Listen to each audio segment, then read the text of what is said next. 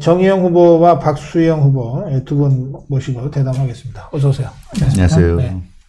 그리고 정의용 후보 자기소개 좀 해주시죠. 네, 우리 53만 고성국 TV 구독자 여러분 반갑습니다. 고령 성주 7곡 정의용 예비후보입니다. 저는 국회에서 나경원 국회의원님하고 송원석 국회의원이 보좌관을 하고요. 네. 경북도청에서 이철우 도지사님 경제특별보좌관을 했습니다. 그래서 칠곡군에서 학교를 다니고 자라고, 그래서 국회에서 또 경북도청에서 네.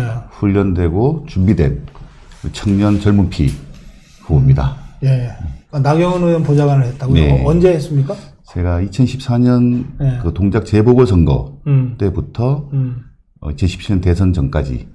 좀 어려울 때 하셨네요. 예, 그 선거를 두 번, 3선, 4선 선거를 다 치렀습니다. 국회의원 보좌관 출신으로 이제 국회의원에 도전하시는 거네요. 맞습니다. 예. 며칠 전에도 보좌관 출신들 제가 모신 적이 있는데, 네. 뭐 워낙 국회에서 훈련이 잘 됐기 때문에 그게 장점이다. 되게 뭐 그렇게들 보는 것 같습니다만, 또 그러고 보니까 그걸 자기가 밝히지 않아서 그렇지 보좌관을 했던 보좌관 출신 국회의원들이 또 꽤 많더라고요. 맞습니다. 예. 예. 근데 보좌관 출신이라는 걸 왜 안 밝히죠? 과거에는 좀 예. 이렇게 보좌관 출신 그래도 이제 평가가 예. 좀 그냥 이렇게 비서, 뭐 이렇게 수행 비서나 비서 뭐 이렇게 생각을 했는데 갈수록 지금 보좌관 영역이 프로페셔널해지고 있습니다. 그 드라마 때문에 그런가? 드라마 덕도 굉장히 많이 보고 있습니다. 그래서 보좌관들이 정말 프로페셔널이고 전문성을 가지고 있구나. 네. 이런 것들 국민들께서 생각을 하시더라고요. 그게 뭐 하여튼 팩트를 좀 확인 좀 해드리는 게 좋겠어요. 그 보좌관 월급은 국회의원이 줍니까? 국회가 줍니까? 국회 사무처에 등록돼 있습니다. 뭐 예. 이렇게 채용 그러니까 권한은 해당 국회의원한테 예. 있지만 예. 급여는 국회 사무처. 그러니까 월급 주는 사람은 국회의원이 아니고 국회 사무처라는 거잖아요. 그렇지만 이제 생사 여탈권을 이제 예. 국회의원님이 이제 임명하고 해임시킬 수 있기 때문에. 예. 예. 그래요. 아니 자꾸 보좌관이나 국회직이 한 2,000명쯤 되죠? 각 의원실에 9명씩 해서 300분이니까 2,700명이죠. 네, 한 2,700명, 3,000명 가까이 예. 되는데 이 사람들이 자꾸 국회의원 무슨 비서처럼 자꾸 생각한다니까요. 맞습니다. 과거에 나름의 전문성 있는 맞습니다. 직종이라고 예. 보질 않고. 예. 그래서 우리 박수영 후보님도 뭐 정부에 계셨지만은 그렇게 우리 정부에 계시는 우리 공무원분들하고 이렇게 코업도 되기도 하고 상호 견제도 되기도 하고 요즘 뭐 아주 잘 돌아가고 있다고 생각합니다. 저는. 네, 그래요. 그 출마에 사실상의 이제 정치 입문인데 어떤 생각으로 그렇게 결단을 내리게 됐어요? 저는 이제 국회 보좌관을 하면서 네. 보좌관들이 하는 일이 이제 저희가 뭐 국민들을 위해 정책을 입안을 하고 또 주민들을 위한 예산을 확보하고 네. 또 민원들을 처리하고 이런 일들을 하지 않습니까? 네. 국회의원들이 하는 모든 일에 대한 전반적인 서포트를 하는데 네. 그 일을 하면서 이거를 내 고향에서 하면 진짜 잘할 수 있겠다. 내가 하면 진짜 이게 잘할 수 있겠다 이런 생각을 했었습니다. 네. 그런 생각을 해오던 찰나에 지금 현재 문재인 정권이 이제 경제를 다 망쳤지 않습니까? 대구 경북도 다 망가졌습니다, 지금. 네. 그래서 이걸 젊은 사람이 좀 나서서 경제 실정에 대한 브레이크를 걸어야 된다. 그리고 자유한국당의 쇄신과 변화를 보여주면서 이 독주를 막을 수 있는 자유한국당의 어떤 제도약의 발판으로서 젊은 사람들이 몸을 던져야 된다. 뭐 그런 생각을 했습니다. 그래서 제가 뭐 아이들도 좀 어리고 또 도지사님 좀 더 모셔야 되기도 합니다만은 네. 과감하게 도전을 했습니다. 그래요. 정치권에 들어오면 다들 이제 이 고향 발전을 시켜야 되겠다. 아까 그런 취지로 말씀하셨는데, 그러나 그거는 어떤 동기에 해당되는 것이고, 대표적인 슬로건이 있다면 어떤 것을 지금 생각하고 있습니까? 저는 이제 네. 슬로건을 젊은 보수가 대한민국을 바꿉니다. 이렇게 했습니다. 왜냐하면 젊은 보수가. 이 젊은 보수가 제가 이제 나이가 45에서 젊다는 측면을 강조한다기보다는 이 생각과 행태와 양식이 젊어야 다시 한번 우리 TK에서부터 우리 자유한국당이 이제 도약을 할 수 있다 이렇게 생각을 하거든요. 그래서 좀 젊은 보수로 바뀌어야 된다. 그동안의 이 통합과 쇄신의 어떤 과정에 대해서 어떻게 평가하십니까? 저는 공수처법하고 선거제법에 밀렸지 않습니까? 자유한국당이. 이 숫자가 부족하기 때문에 밀릴 수밖에 없기 때문에 통합 이슈는 굉장히 중요한 이슈라고 생각을 하고요. 반드시 통합을 해서 일단 숫자적으로 법안을 통과를 저지할 수 있는 숫자는 저희가 맞춰야 된다고 생각합니다. 그래서 국민들께서도 이번 선거를 통해서 반드시 그러니까 야당의 표를 몰아주셔서 의석수를 조금 키워주셔야 제대로 된 견제를 할 수 있고 국정 운영을 이렇게 밸런스 있게 맞춰갈 수 있다고 생각합니다. 전 통합에 있어서 좀 이렇게 부딪히는 문제들이 있지 않습니까? 예를 들면 자유한국당에서 열심히 준비하고 있고 뛰고 있었던 우리 자유한국당 후보들이 있는데 통합을 하면서 이제 부딪히는 문제가 있는데 네. 그 부분들에 있어서는 좀 이렇게 객관적이고 공정한 그걸 담보를 해줘야 된다, 통합에서. 그러니까 이제 통합에서 새로 들어오면서 기존에 뛰고 있는 사람하고 밀어내고 그냥 이렇게 전략으로 내려꼽기 이런 건 안 된다. 그래서 공정한 경선을 담보해야 되고, 근데 이런 논의가 좀 진행되는, 우리 박수영 대표님 말씀하신 것처럼 시간이 필요한데 너무 촉박하다. 좀 그런 아쉬움은 있습니다. 알겠습니다.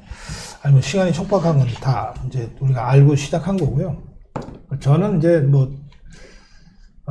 글쎄, 이거를 제가 계속 두 분과 길게 토론할 일은 아닌 것 같은데, 한 가지만 말씀드리면, 저는, 통합보다 쇄신이 중요하다고 생각했어요.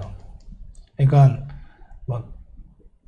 좀 토론을 하자면, 통합은 안 되고 쇄신만 되는 것과 쇄신은 하나도 안 되고 통합만 되는 것, 둘 중에 하나를 선택할 수밖에 없다면, 우리는 통합은 안 돼도 쇄신은 제대로 된 쪽을 가야 된다. 좋으신 말씀. 저는 그렇게 한 석 달 전부터 주장했어요. 네. 예. 그만큼 제가 쇄신이 핵심이라는 걸 강조하기 위한 거죠. 물론 현실적으로는 통합도 하고 쇄신도 해야죠. 그렇죠. 그런데 자칫 통합하다가 쇄신을 놓쳐버리는 수가 있단 말이에요. 정치판에서는. 그게 비일비재합니다. 예. 사실은 비일비재해요. 예, 그동안 이 정치판이 얼룩지는 거가 통합이라는 이름으로 쇄신을 깔아뭉갰기 때문에 계속해서 그 수준을 벗어나지 못한 측면들이 있어요. 쇄신으로 통합을 깔아뭉갠 적은 별로 없어요. 예. 지금 진행되고 있는 통합이 혹시 쇄신을 깔아뭉개는 걸로 가지는 않을까. 또는 지금까지 나름의 쇄신을 위해서 몸부림쳐 왔는데 그래서 10대 명의 불출마 선언자도 나오고 네. 그리고 당내에서 쇄신 공천 혁명의 여러 가지 기준도 잡고 또 50% 이상 현역 의원 물갈이를 공언했잖아요. 여러 차례. 네. 했는데 막상 통합이 되면서 함께 하게 될 이쪽 저쪽 세력들을 다 배려하다 보니까 결과적으로 쇄신에 훼손이 되거나 애초에 쇄신보다는 못하게 나온다면 통합해놓고 지는 수가 있다. 국민들의 눈높이에 맞지 않아서. 그렇죠. 예. 저는 그런 문제의식을 갖고 있다는 거예요. 예. 근데 현장에서 뛰시는 두 분은 어떻게 그런 점들을 느끼시는지 아까 언뜻 비슷한 말씀을 하시긴 했어요. 예. 예, 갑자기 낙하산 타고 날아오듯이 해서 지금까지의 어떤 쇄신 공천을 향한 어떤 경쟁 있잖아요. 다들 공천혁명을 목표로 해서 경쟁해온 건데 여기에 갑자기 누가 통합 과정에서 누가 날라 들어와갖고서 낙하산 타고 와서 여기는 전략적으로 이 사람 주기로 했다 이래버리면 예. 예? 그건 국민 눈높이에 맞지 않는 것이죠. 그렇게 했다가는 자칫 우리가 지난번 선거처럼 또 역풍을 맞을 가능성이 또 있다고 생각합니다. 말씀하신 대로 네. 쇄신이라는 가치를 절대 버려서는 선거 어렵다. 통합만 해가지고는 곳곳에 이런 거 나면 막 갈라지건 우리가 갈라지면 이 진짜 진정한 통합도 안 되는 거죠. 형식적인 통합만 가지고는 진다고 생각합니다. 위험합니다, 지금. 예. 제가 이게 지금 선거를 앞두고 있는 방송이라, 예. 선관위에서 아주 집중해서 모니터를 하고 있어요. 저희 네. 도정 TV를. 그래서 네. 제가 지역구 공약이나 이런 거는 아예 질문을 지금 안 드립니다. 네.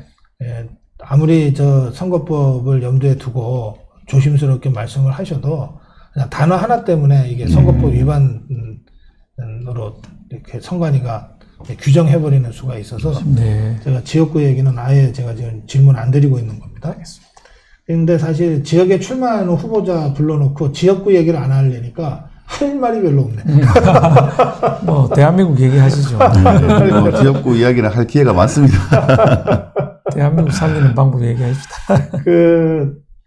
사실 지금 이제 자유파 국민들이 걱정하는 것 중에 하나가 이제 쇄신은 어떤 형태로든 될 거다. 국민 눈높이에 완전히 이렇게 미치는 데까지는 오지 못하더라도 뭐 어느 정도는 안 할 수 없다 이렇게 생각을 하는데, 그런데 이제 우리공화당의 존재와 자유통일당의 존재, 이들이 어쨌든 함께 해야 될 텐데, 이거 유승민이 잡으려다가 오히려 우리공화당, 자유통일당 놓치는 것 아니냐, 이런 걱정들을 자유파 국민들이 많이 하세요. 그리고 이미 잡았잖아요. 저 유승민이는 불출마시키고 어쨌든 함께 하기로 했으니까 지금 아직까지 함께 하지 않고 있는 우리공화당, 자유통일당에 대한 그 앞으로의 그 미래통합당의 노력이 필요하다, 이런 얘기들을 많이 하시는데, 두 분은 그 문제 관련해서는 어떤 생각이십니까? 근데 국민들은 이 문재인 정권의 독주를 막아달라는 게 국민들의 목소리인 것 같습니다. 그런데 이 큰 틀에서 사실은 우리 정치 지도자들이 큰 틀에서 이 통합에 대해서는 합의를 해줘야 된다고 생각을 합니다. 근데 디테일이 이제 결국은 이제 공천 문제가 이제 걸리기 때문에 조금 뭐 문제가 됩니다만은, 국민들은 무조건 통합을 해서 문재인 정부를 막아라, 민주당 독주를 막아라라는 그 국민의 명령이 있는 거지 않습니까? 그래서 우리 뭐 황 대표님께서 뭐 종로에 출마하시면서 아주 뭐 중요한 결정을 하셨습니다만, 우리 다른 그 조원진 대표님, 김문수 대표님 등에서 통합하는 노력을 계속 제시를 하고 큰 집에서 자꾸 이렇게 땡기는 노력이 더 필요하지 않는가 싶습니다. 그래요. 저는 이렇게 얘기했어요. 이제 거의 그 임계점에 다다랐는데. 60일 남았습니다. 이제 여기서 조금 더 나가면 이제 통합은 완전히 물 건너가는 상황이 되는데, 그렇게 되면, 저 개인적으로는요, 그렇게 되면 우리공화당이든 자유통일당이든 적대할 수밖에 없다. 이렇게 후보를 각각 따로 내놓고, 우리공화당도 자유우파입니다. 자유통일당도 자유우파입니다. 여러분 한국당에도 표를 주셔도 되고, 뭐 자유통일당에 표를 주셔도 되고, 우리공화당에 표를 주셔도 됩니다라고 할 수는 없지 않냐. 선거 지죠. 그렇잖아요. 그러니까 함께 하자고 제가 계속 호소하고 있어요. 호소하고 있는데, 이제 정말 시간이 별로 안 남아서 이제는 결단을 내려야 될 시점이 며칠 안 남았다. 제가 예전에 19대 선거 때, 이제 동작 보궐선거 때 보니까 투표용지가 나오고 나서 이제 저쪽 그때 노회찬 후보하고 기동민 후보가 단일화가 됐습니다. 그렇죠. 투표용지 인쇄되고 나서 단일화가 되니까 용지 남아 있는 거예요. 그래서 줄은 꺼 있지만 이게 원인 된 거 거기다가 이제 그때 이제 노회찬 후보로 단일화가 됐거든요. 그러니까 기동민 후보에다가 표를 찍어버린 거, 1000몇 분이. 그래서 이게 또 이제 선거 결과가 좀 달라졌기도 했는데, 이게 이제 우리도 빨리 그게 소수의 표라도 그렇게 작용되면은 큰 선거에 굉장히 의석수에 영향을 미치게 되거든요. 수도권에는 아주 큰 영향을 미치게 되겠죠. 알겠습니다. 다 마음은 한 마음일 거예요. 다 함께 해야 된다. 그러게요. 국민들이 이제 균형감 있는 선택을 해주실 거라고 믿습니다. 그 자유한국당에 표를 몰아주셔야지만 우리가 선거에 이길 수 있고, 이겨야지만 제대로 된 문재인 정부에 대한 견제가 가능하다. 그래서 뭐 통합과 이런 것도 굉장히 중요하지만, 그 자유한국당의 쇄신 의지와 그 노력을 믿어주시고 자유한국당에 표를 주시면 저희가 해낼 수 있다고 생각합니다. 두 분께 마무리 말씀 기회 드리겠습니다. 제 고향 칠곡군이 호국의 고장입니다. 그 낙동강이 있습니다. 다부당 전투가 열려서 6.25 때 그 북한군의 남침을 저지했던 마지막 방어선입니다. 그래서 다시 반격의 기회를 만들었습니다. 지금 대한민국 경제도 어렵고 정치도 너무 실망감을 많이 안겨주고 있습니다.